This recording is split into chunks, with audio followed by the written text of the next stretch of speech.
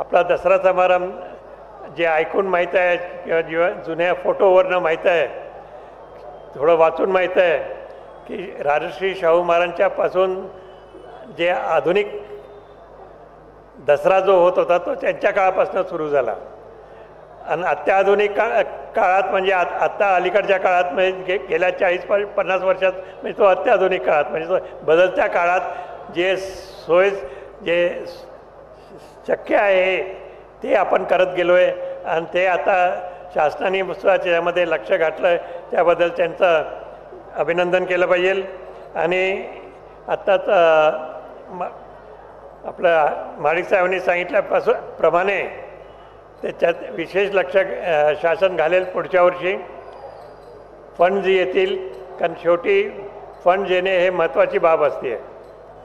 पण त्याचबरोबर आधी अनेक काही गोष्टी जे व्हायला पाहिजे या समारंभाला शोभतील असे म्हणजे आपलं इन्फ्रास्ट्रक्चर आणि चांगलं होत गेलं पाहिजे. आपले रेल कनेक्शन, एअर कनेक्शन, रस्ते, शहरातले रस्ते असे एकंदरीत सगळंच ह्या डेव्हलपमेंटचा भाग आहे. आणि जेव्हा जेव्हा डेव्हलपमेंट चांगलं होईल तेव्हा या असल्या कार्यक्रमाला जास्त जोर आणि चांगल्या तऱ्हेने आपण करू शकू. आपल्या ग्वाल्हेर संस्थानात सुद्धा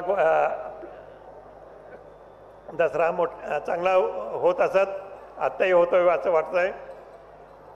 त्यामध्ये एक मला एक विशेष सुचवायचं आहे की त्यांच्या बहुतेक दसरा महोत्सवाच्या वेळेसच आहे हे 10-12 दिवस 15 दिवस त्यांच्यावर कुठलाही कर लावल्या जात नाही.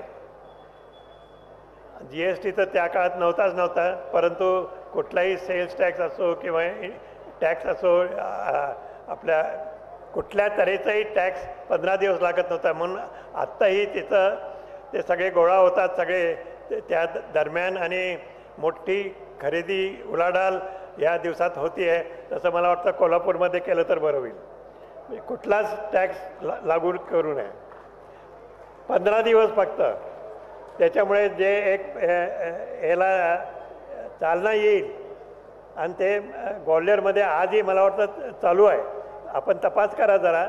आणि सगळे म्हणजे मोटरी घ्यायला आपले कपडे घेण्यापासून मोटरी घेण्यापर्यंत तिथं लोक जातात. अजूनही मध्य प्रदेशमध्ये दिल्लीचे लोकसुद्धा तिथं येऊन घेतात असं मी ऐकलं आहे. तर तसं एक वातावरण जर इथं जर झालं taxless Kolhapur for at least 15 days it will be very good. तर त्यामुळे आपल्या कोल्हापूरचं उत्पन्न काही कमी होणार नाही. उलट मला वाटतं त्या वातावरणामुळे त्या हालचालीमुळे फायनली कोल्हापूरचं उत्पन्न निश्चित वाढेल असं मला वाटतं. म्हणून हा प्रयोग करून निश्चित बघावा. आणि पुढच्याच वर्षी आत्ता सुधार होऊ शकतो आहे तर त्यांनी लगेच मान्यता मिळवून घेतली तर उद्यापासून मान्यता मिळायला काही कठीण नाही आहे. मिळाली तर होऊ शकतं, नाहीतर पुढच्या वर्षी तरी निश्चित करता येईल. तर अशा तऱ्हेने आपला हा दसरा महोत्सव आपण इथं जो करतो आहे त्याच्यामुळे सगळ्या लोकांची जनतेची इन्व्हॉल्वमेंट त्यामध्ये जास्तीत जास्त झाली पाहिजे. तर तो खऱ्या अर्थाने जनताभिमुख शाही दसरा त्याला म्हणता येईल. आता त्याला आपण फक्त शाही दसरा म्हणू. शाही दसरा हे नाव यांनी ठेवलं आहे, आपल्या प्रेसने ठेवलं आहे, आम्ही ठेवलेलं नाही. आम्ही त्याला दसराच म्हणतो आहे.